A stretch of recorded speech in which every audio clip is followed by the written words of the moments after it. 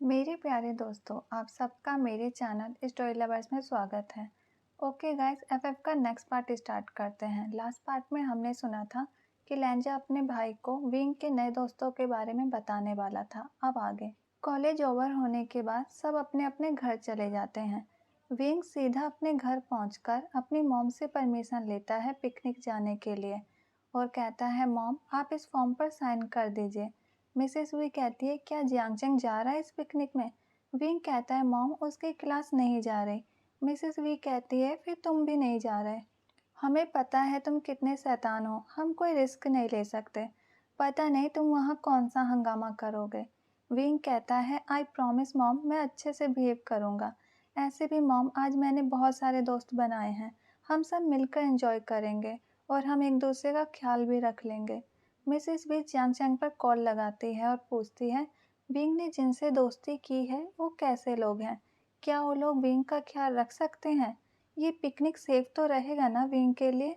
जियांगचैंग अपने मन में कहता है, आंटी तो बिना काम का टेंशन ले रही है, विंग को कोई नुकसान नहीं पहुंचा सकता। इन्हें तो पता ही नहीं विंग अपनी सेफ्टी खुद कर सकता है। विंग जब बुली गैंग के लीडर को पीट सकता है तो ये किसी को भी पीट सकता है। ऐसे भी वो गैंग के लोग बुरे लोग नहीं हैं। जियांगचैंग कहता है, आंटी मुझे लगता है वो लोग अच्छे हैं और आप विंग की सेफ्टी की चिंता मत करो, वो अपना ख्याल रख सकता है। मिसेस वी कहती है, ठीक है, फिर वो कॉल काट देती हैं।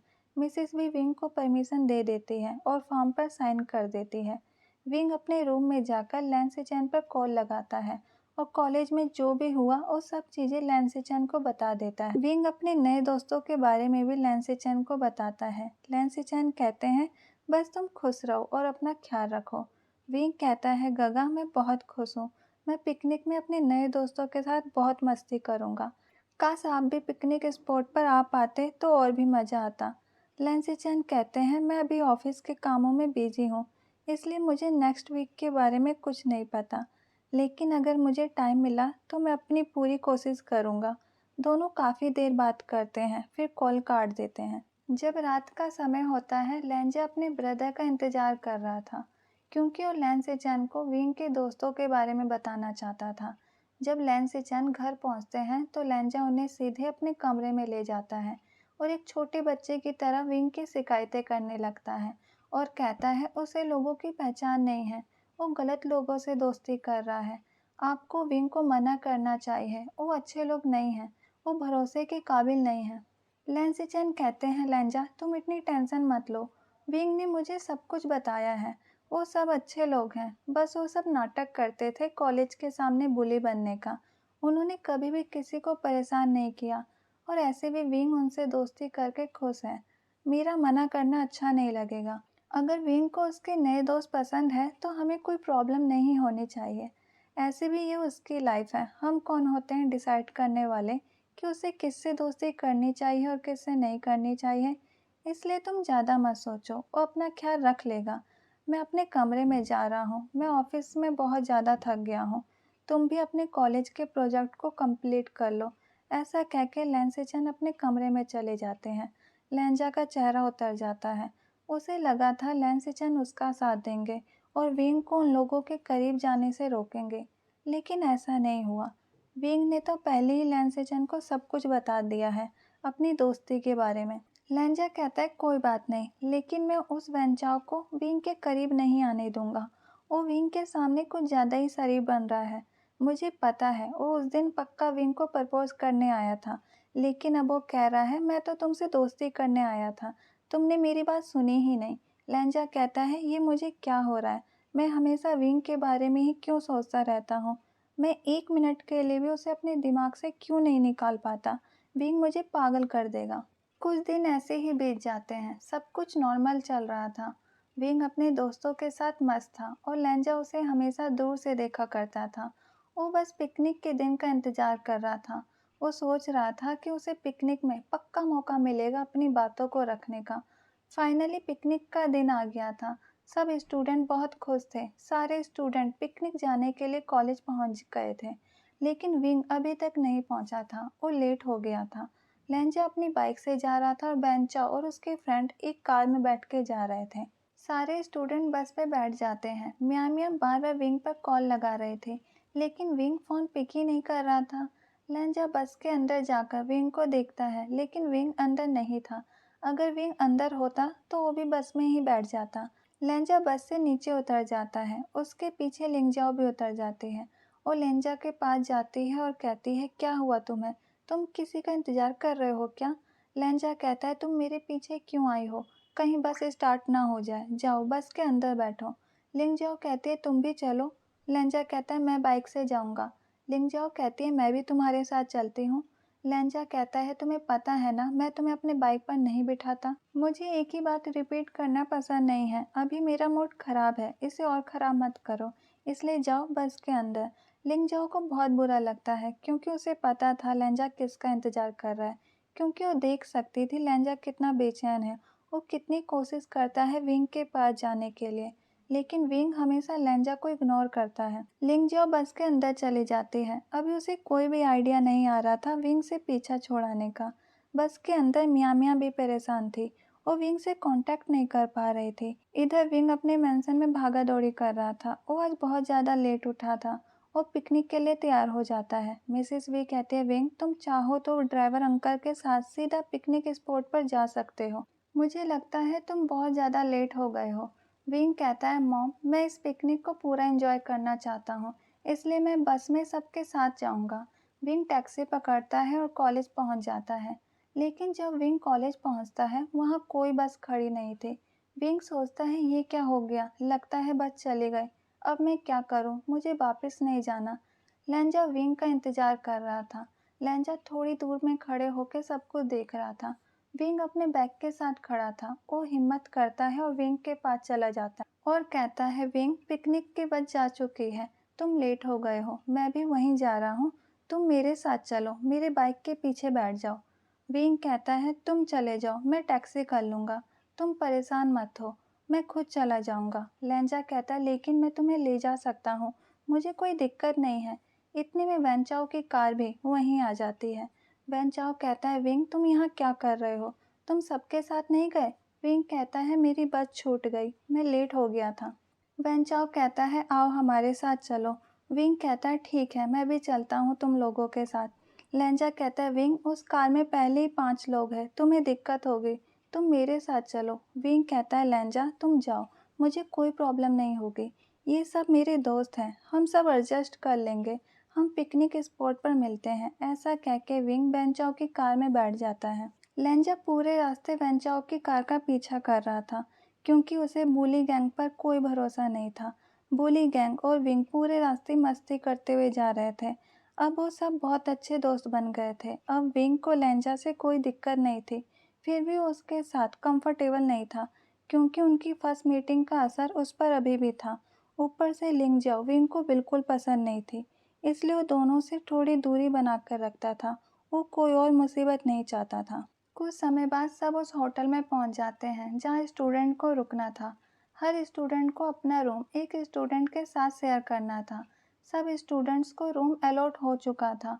बुली गैंग को अलग रूम अलॉट हुआ था, क्योंकि वो स्टूडेंट के प्रेसिडेंट थे। अब सिर्फ एक रूम बचा था, क्योंकि बुली गैंग लहंजा और विंग सबसे बाद में पहुंचे थे, तो बुली गैंग का रूम तो अलग था और जो रूम बचा था उसे लहंजा और विंग को अलर्ट कर दिया गया था। लहंजा अपने दिल में बहुत खुश हो रहा था, लेकिन लिंगजाओ आ जाती है और कहती है, विंग तुम लहंजा के साथ नहीं रह सकते, वो मेरा बॉयफ्रेंड है, तो मैं उसके साथ रूम शेयर कर लूँगी, तुम मेरे रूम में चले जाओ। लहंजा कहता है, लिंगजाओ तुम्हें जो रूम मिला है उसी में रहो। विंग कहता है, मुझे कोई प्रॉब्लम नहीं है, तुम अपने बॉयफ्रेंड के साथ रह सकती हो, मुझे कोई शौक नहीं है उसके साथ रूम शेयर करने का। लहंजा कहता है, विंग टीचर ने जिसे जो रूम दिया है उसे उसी के रूम में रहना चाहिए। लिंगजाओ कहती है, बेबी टीचर कुछ नहीं कहेंगे, हम एक कपल हैं, हमें एक साथ रहना चाहिए। ये सब आपस में बातें कर रहे थे कि किसी ने विंग को पीछे से हक कर लिया। विंग तो सरप्राइज हो गया कि ये कौन है। साथ में दो स्टूडेंट ने गुस्से से अपनी मुट्ठी को टाइट कर लिया। एक वैनचाओ और एक लहंजा दोनों गुस्से में थे। आखिर अब ये कौन है जो उनके कंपटीशन को बढ़ा रहा है। विंग जब पीछे मुड़ता है तो खुशी से अपने हक को और टाइट कर लेता है और कहता है, नी हुसैन तुम कहाँ गायब हो गए थे, और तुमने मुझे कभी बताया क्यों नहीं कि तुम अब मेरे मेंशन के सामने नहीं रहते। हम रोज़ बात करते थे, लेकिन तुमने मुझे कुछ नहीं बताया। नी हुसैन कहता है तुम शांत हो जाओ और मेरे रूम में चलो, हम वहीं बात करेंगे। विंग कहता है अच्छा हुआ तुम आ गए, यहाँ रूम के पीछे बवाल हो रहा था, अब मैं तुम्हारे साथ रूम शेयर करूँगा। विंग लिंग जाओ से कहता है अब तुम आराम से अपने बॉयफ्रेंड के साथ रूम शेयर करो, क्योंकि मैं तो अपने प्यारे से दोस्त के साथ जा रहा हूँ। वैन चाओ कहता है लेकिन विंग ये कौन है? विंग कहता है ये मेरे बचपन का दोस्त है, बाकी बातें मैं तुम्हें बाद में बताऊंगा। नी हुसैन और विंग वहाँ से चले जाते हैं, एक एक करके सब जाने लगते हैं। लिंग जाओ कहती है बेबी चले हम अपने रूम में। लैंजा कहता है कैसा होगा अगर मैं एक कॉल अपनी मॉम को करूं और कहूं मैंने ब्रेकअप कर लिया। मुझे ये नाटक और नहीं करना पड़ेगा, क्योंकि तुम अब अपनी लिमिट क्रॉस कर रही हो। मैंने तुमसे कई बार कहा है मेरे मामलों में मत बोला करो, लेकिन तुम्हें हर बार बीच में बोलना होता है। लिंग जाओ कहते हैं बेबी ऐसा मत बोलो, अच्छा मैं अपने रूम में जा रही हूँ, लेकिन आंटी को ये मत कहना हमने ब्रेकअप कर लिया। लिंगजाओ अपने रूम में चली जाती है। इधर वेंचाओ के रूम में उसके दोस्त कहते हैं क्या वो सिर्फ दोस्त था? तुमने देखा विंग उसके गले लगकर कितना खुश हो रहा था और वो बिना सोचे समझे उसके रूम में भी चला गया, यानी विंग को उस पर पूरा भरोसा है। वेंचाओ कहता है ज़्यादा मत सोचो, मुझे भी पता है वो भी विंग के पीछे है, शायद हम सबसे पहले से, क्योंकि वो विंग के बचपन का दोस्त है। लेकिन इम्पोर्टेंट ये है कि कौन विंग का दिल जीत पाता है, क्योंकि विंग जिसको पसंद करेगा वो बहुत ही लकी होगा। हमारा विंग परफेक्ट है। सोंगलेन कहते हैं अच्छा ठीक है अब सो जाओ, क्योंकि कल से हमें जूनियर पर भी नज़र रखनी है, उनका ध्यान भी रखना है। इधर लेंजा अपने रूम में था, उसे कोई आइडिया समझ नहीं आ रहा था कि उसे क्या करना चाहिए जिससे विंग इस रूम में आ जाए। लेंजा अपने मन में कहता है ये सब सिर्फ लिंगजाओ के वजह से हुआ है, वो कभी भी अपना मुंह बंद नहीं रखती, उसे हमेशा बीच में बोलना होता है। विंग सब पर यकीन कर लेता है, पता नहीं मुझ में क्या प्रॉब्लम है, वो हमेशा मुझसे दूर भागने की कोशिश करता है। फिर लेंजा अपना फ़ोन निकालता है और लेंसिचैन पर कॉल करता है और कहता है ब्रदर मुझे चिंता हो रही है, पता नहीं विंग के अल्फा के साथ रूम शेयर कर रहा है, उसने विंग को नुकसान पहुंचाया तो हम क्या करेंगे? मैंने उससे कहा भी कि मेरे साथ रूम शेयर कर लो, इस रूम में 2 बेड हैं, लेकिन वो उसके साथ चला गया। लैन सिचेन को भी टेंशन होने लगती है, क्योंकि वो नी हुसैन के बारे में नहीं जानते थे। लैन सिचेन लेंजा से कहते हैं मेरी बात विंग से कराओ। लेंजा कहता है ओके ब्रदर, मैं अभी जाता हूँ उसके रूम में। इधर नी हुसैन और विंग एक ही बेड पर लेटे थे और बातें कर रहे थे, क्योंकि इस रूम में सिर्फ एक ही बेड था, ये कोई स्टूडेंट का रूम नहीं था। विंग कहता है तुम्हें कैसे पता चला कि मैं यहाँ पर हूँ? नी हुसैन कहता है मैं तुम्हारे घर गया था, आंटी ने मुझे बताया कि पिकनिक स्पॉट कहाँ है और सब स्टूडेंट किस होटल में रुकेंगे, तो मैंने ऑनलाइन बुकिंग करा ली और फिर मैं तुमसे मिलने आ गया। मैंने तुम्हें बहुत मिस किया। विंग कहता है मैंने भी तुम्हें बहुत मिस किया, मैं तो तुमसे कब से मिलना चाहता था। दोनों बात कर ही रहे थे कि दरवाजे पे नॉक होता है। नी हुसैन कहता है इतनी रात को कौन आया है, मैं अभी देखता हूँ। विंग अभी भी बेड पर ही लेटा हुआ था। जैसे ही नी हुसैन दरवाज़ा खोलता है सामने लेंजा था। लेंजा जब अंदर देखता है तो वो हैरान था, सिर्फ एक बेड यानी दोनों बेड शेयर कर रहे थे। नी हुसैन कहता है मैं आपकी कैसे मदद कर सकता हूँ? लेंजा कहता है मुझे विंग से बात करनी है। नी हुसैन लेंजा को अंदर आने देता है। लेंजा कहता है विंग ब्रदर को तुमसे बात करनी है, वो तुमसे बात करना चाहते हैं, तुम्हारा फ़ोन नहीं लग रहा। जब विंग अपना फ़ोन देखता है तो उसका फ़ोन स्विच ऑफ था। वो लेंजा के फ़ोन से लैन सिचेन से बात करता है। लैन सिचेन कहते हैं विंग अभी तुम जहाँ भी हो वहाँ से बाहर निकलो और लेंजा के साथ रूम शेयर करो। विंग कहता है गगा पहले आप मेरी बात तो सुनिए।